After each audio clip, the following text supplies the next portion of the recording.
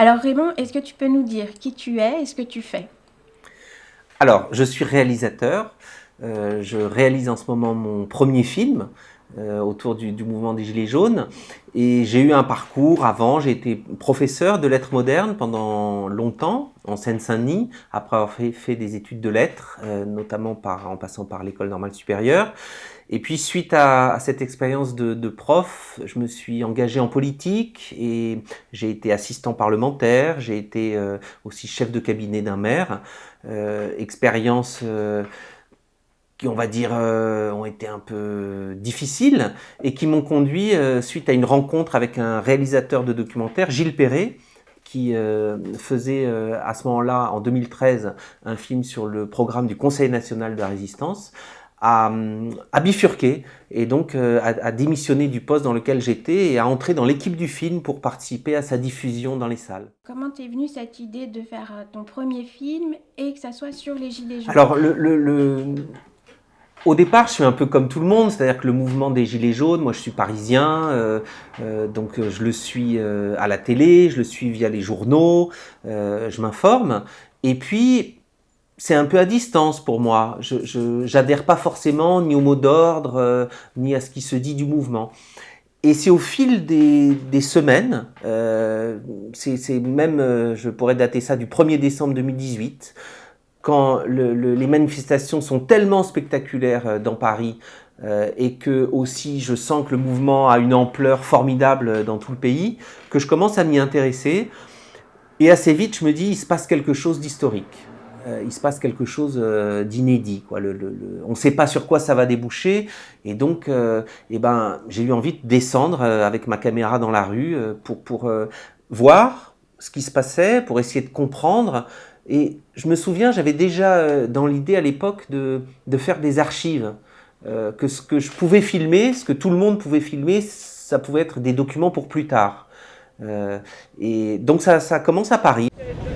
Simplement, si quelqu'un vous l'a dit, si vous voulez rester en vie, vous rentrez chez vous, vous n'avez rien à prendre ici. Les policiers, ce qu'on peut filmer quand on est coincé dans un endroit et qu'il se passe tellement de choses autour de nouveau. Mais quand même, à ce moment-là, je me dis, mais c'est pas ce film-là que je veux faire. C'est pas un film sur les manifestations. C'est pas un film à Paris. Je veux vraiment rencontrer un groupe. Je veux comprendre qui sont ces personnes-là qui sont à Paris. Parce qu'en plus, bon, voilà, les gilets jaunes qui arrivent en manifestation, c'est des gens c'est pas les mêmes personnes qu'on voit dans les cortèges syndicaux. C'est des gens qui viennent de régions. Donc j'avais envie de les rencontrer. Et c'est là où je me mets en contact avec différentes personnes que je connais par la diffusion du cinéma documentaire pour essayer de trouver un groupe particulier. Et ce que je dis d'emblée, c'est je voudrais suivre un groupe pendant assez longtemps, vous suivre vous, pour que ça puisse constituer une archive, qu'on puisse constituer une trace de ce qui a lieu.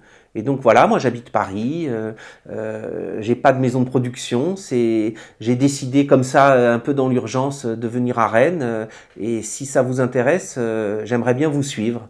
Et donc ça commence comme ça, ils acceptent les uns et les autres. Je sais qu'il y a eu des discussions quand même, sans moi évidemment, certains qui disaient mais non, qu'est-ce qu'on va faire, il va nous suivre, on le connaît pas, etc. Et petit à petit, c'est comme dans toute rencontre, on fait connaissance, il y a une confiance qui s'installe et donc j'ai pu les suivre pendant plus de 3 mois. Le groupe que je rencontre, il a été expulsé de son rond-point, comme beaucoup de groupes de gilets jaunes partout en France, et eux, ils décident d'investir un entrepôt à l'abandon. Ils vont lui redonner vie pour s'y installer, c'est-à-dire qu'ils ont décidé que le mouvement allait durer longtemps. Et que cet entrepôt, il la baptise Maison Citoyenne, il y a une référence révolutionnaire derrière ça, ça va être un lieu pour préparer les actions, ça va être un lieu pour être ensemble, vivre ensemble, certains vont dormir, il va y avoir des actions d'éducation populaire, enfin tout ce que le film aussi va montrer, donc on s'installe dans la durée. Moi à ce moment-là, comme je t'ai dit, j'ai pas écrit mon film.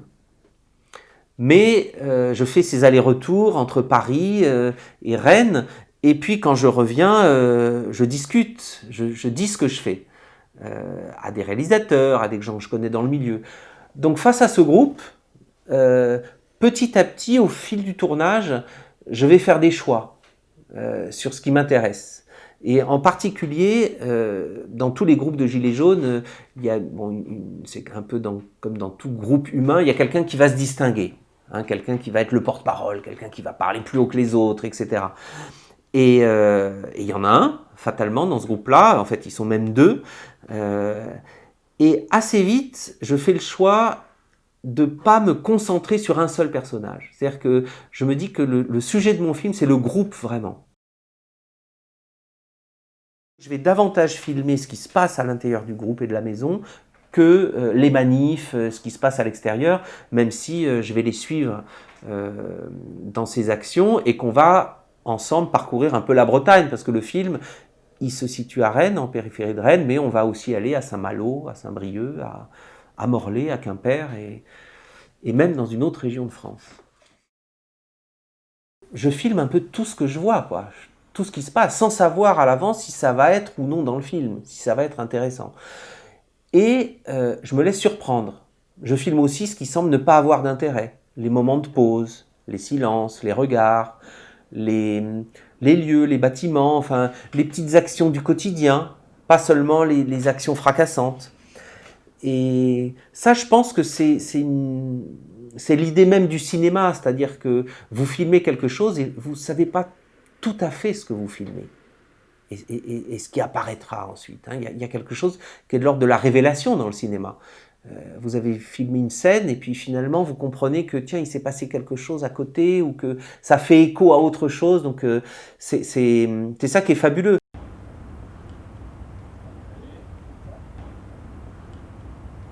Il y avait quelque chose d'inouï parce que tout d'un coup, sur la scène politique, surgissaient des acteurs et des actrices qu'on n'avait jamais vus avant. Hors des syndicats, hors des partis, hors des groupes constitués, et pas pour une action coup de poing comme ça, non, pour un mouvement qui s'est installé dans la durée et qui a inventé des formes d'action, de revendication.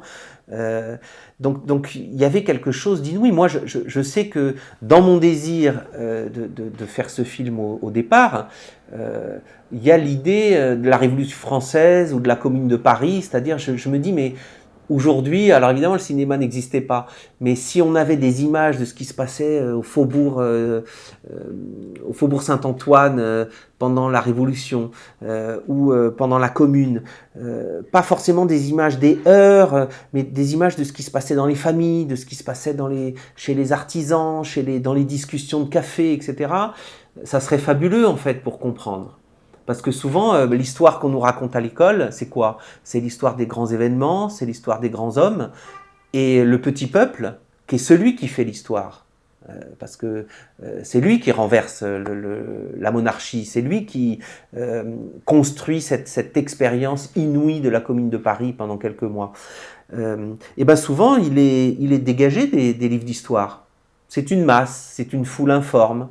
Et donc, le projet de ce film, c'était d'aller rencontrer ces personnes, ces hommes et ces femmes qui étaient sortis de chez eux pour se mettre ensemble.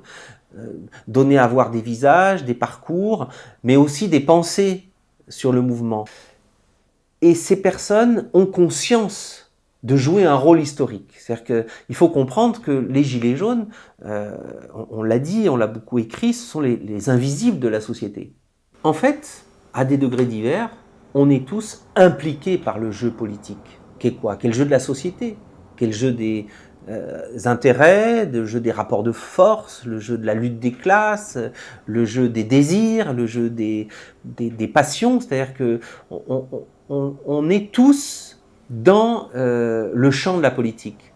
Pour prendre une métaphore, il n'y aurait pas d'un côté ceux qui jouent sur le terrain avec un ballon, et puis 60 millions de spectateurs qui sont là, puis qui regardent le match et qui disent « Ah !» un but pour la droite, un but pour la gauche, le camp du communisme a botté en touche, ou bien le camp du libéralisme a fait un tacle par derrière. En fait, on est tous sur le terrain. Autant que nous sommes. Qu'on soit tourneur-fraiseur, qu'on soit journaliste, qu'on soit cinéaste, qu'on soit boulanger, on fait tous partie du jeu de la société. Et les Gilets jaunes, je pense, ont une grande conscience de ça. Ce mouvement a montré qu'il y avait une parole et une pensée politique qui pouvaient s'élaborer en dehors des cadres institutionnels de mise en scène de la parole politique. La radio, la télévision, les journaux, etc. Et qu'ils pouvaient agir autrement qu'à travers des formes habituelles de revendication et d'action. Assez vite, je me suis mis à filmer des scènes où ils regardent ensemble des événements, des vidéos du mouvement qui du coup les raccordent à l'actualité du mouvement. Et là, je vais vous montrer un petit extrait d'une scène. On est début janvier, si je me souviens bien, et il y a une interview en direct du ministre de l'Intérieur Castaner par Rémi Buisine, le célèbre journaliste qui fait ses interviews au téléphone portable. Rémi Buisine de Brut. Et c'est une scène quotidienne, on est dans la maison citoyenne, il y a un repas, c'est le midi, mamie, comme il l'appelle dans le groupe, a fait des patates sautées, il y a des merguez, et parmi le repas, tout en commentant, ils vont écouter l'interview de Rémi Buisine, du ministre Castaner. Donc on en regarde un petit extrait, puis après on en parle.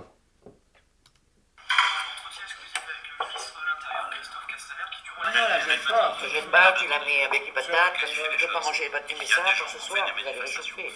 Merguez, ça peut se manger froid. Il y a des voyous, il y a des assassins. Je crois qu'il faut remettre l'église au milieu du village, il faut remettre les choses à la place. L'église au milieu du village, bah parle des morts alors. La liberté. Parle des morts et des blessés. Respecter un droit assez simple. Là, ce qui m'intéresse, c'est qu'on voit que cette parole du ministre, elle est commentée par les Gilets jaunes.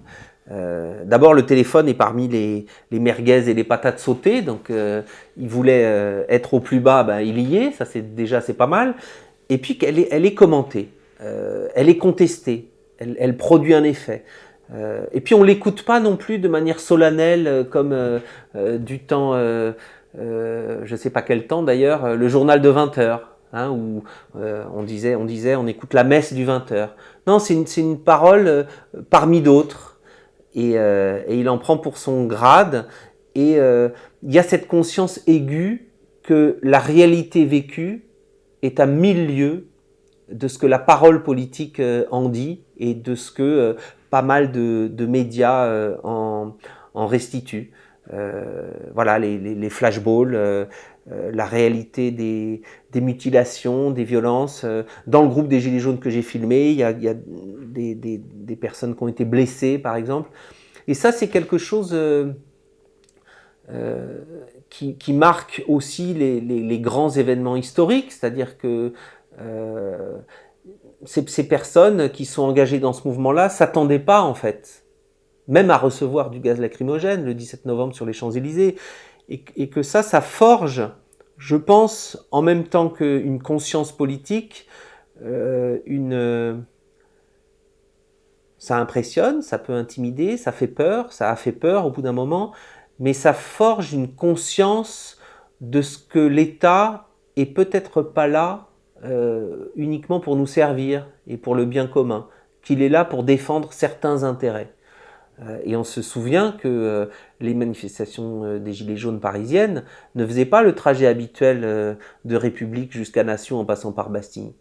Elles allaient, comme c'est très bien montré par une carte du monde diplomatique, dans les lieux de pouvoir, autour des Champs-Élysées, là où sont les ambassades, là où il y a de l'argent. Et ça, c'est à mon avis un moment sans retour. C'est-à-dire que il y avait dans le mouvement des Gilets jaunes quelque chose qui aspirait à la fin de certains privilèges et à être entendu de ceux qui n'entendent pas ce qu'on appelle, pour faire court, la France d'en bas. Voilà. Est-ce que tu pourrais nous expliquer le choix de ton titre, un moment sans retour? Un moment sans retour. Alors, ça intrigue un peu, c'est un titre qui peut s'entendre de plusieurs façons. Pour moi, Un moment sans retour, d'abord, je ne voulais pas un titre qui soit un titre extérieur au mouvement, qui soit descriptif. Donc c'est une expression qu'utilise un des personnages du film à un moment pour décrire la situation qu'ils sont en train de vivre. Et une situation de basculement, c'est-à-dire que Un moment sans retour, c'est ce moment où on sent qu'on est entré sur un nouveau territoire de sa vie. Il y a une décision qui a été prise qui fait que on s'est engagé dans une voie et on ne pourra plus revenir en arrière. Il y a ça. Il y a aussi peut-être l'idée, Un moment sans retour, du kairos des Grecs, l'idée de l'occasion à saisir. Et que c'est vrai, dans les moments où les gens, par exemple, décident d'entrer en résistance, décident, à la place où ils sont, de modifier le rapport à leur travail et à leur environnement. Évidemment, en disant ça, je pense aux infiltrés. À ce moment-là, vous basculez. C'est un moment ou un mouvement sans retour. Parce que tout ce que vous allez faire, ça ne veut pas dire que vous allez arrêter de faire ce que vous faites dans un premier temps. Mais vous êtes en situation d'observer autrement ce qui vous arrive et les gens qui sont autour de vous. Et puis vous organisez avec d'autres, de manière clandestine, mais vous organisez, dans l'idée que quelque chose puisse advenir de différent. Quand vous êtes documentariste, finalement,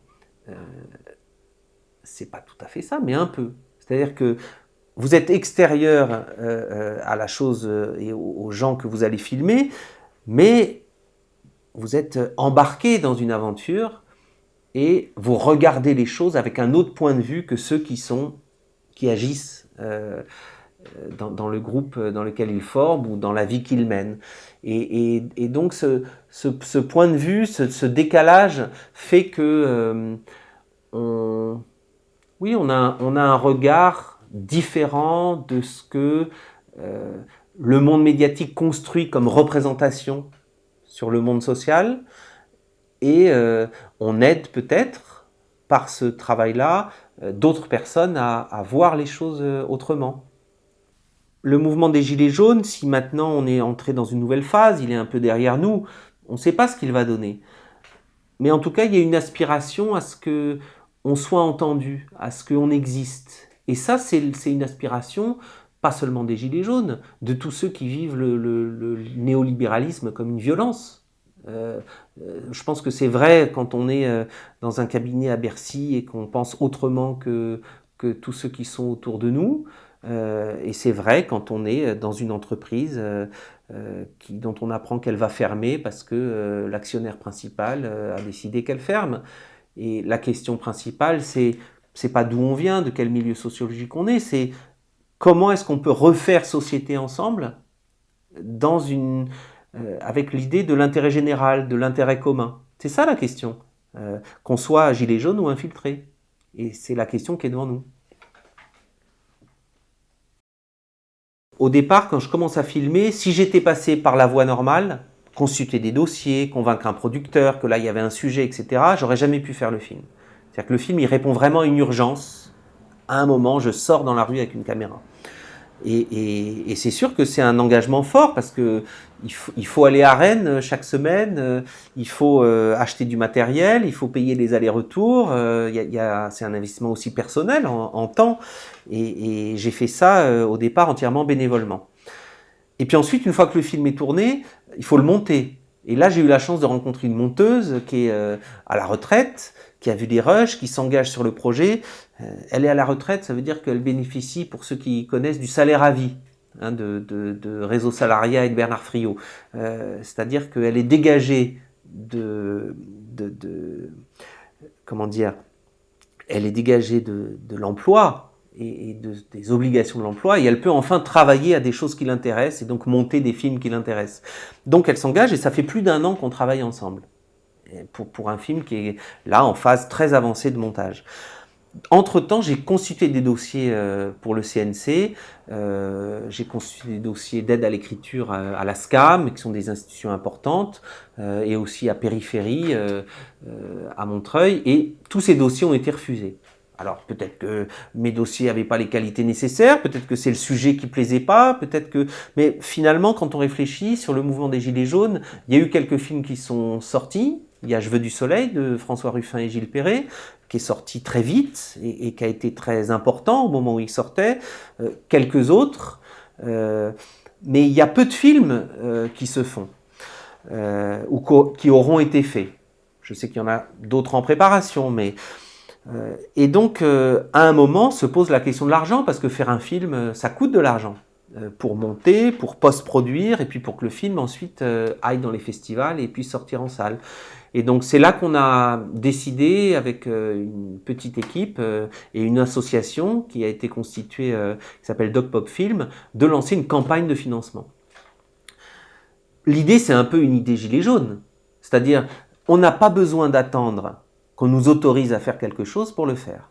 On n'a pas besoin d'attendre que les institutions du CNC, etc., qui trient les films sur le volet, où il faut passer 6 mois à écrire un truc et un scénario pour que enfin vous obteniez un peu d'aide pour commencer à tourner. Enfin bon, on n'a pas besoin, en fait. L'histoire nous appelle, le moment nous requiert, et donc on fait des choses.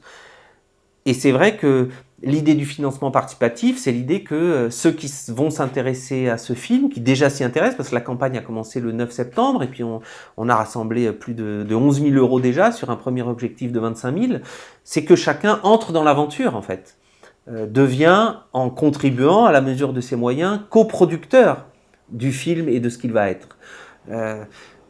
Peut-être que si le film gagne en notoriété et qu'il obtient plus de 25 000, 50 ou davantage, peut-être que là, les institutions vont s'y intéresser et vont apporter un peu d'argent. Eh ben, elles seront les bienvenues. Tout ce qui pourra aider à ce que ce film sorte, soit vu, soit diffusé, soit un objet de discussion, et je pense intéressant. Donc, c'est vrai que parmi les infiltrés, j'espère que ils seront nombreuses et nombreux à contribuer, à participer à la campagne, à en parler autour d'eux. Et en fait, c'est une aventure collective.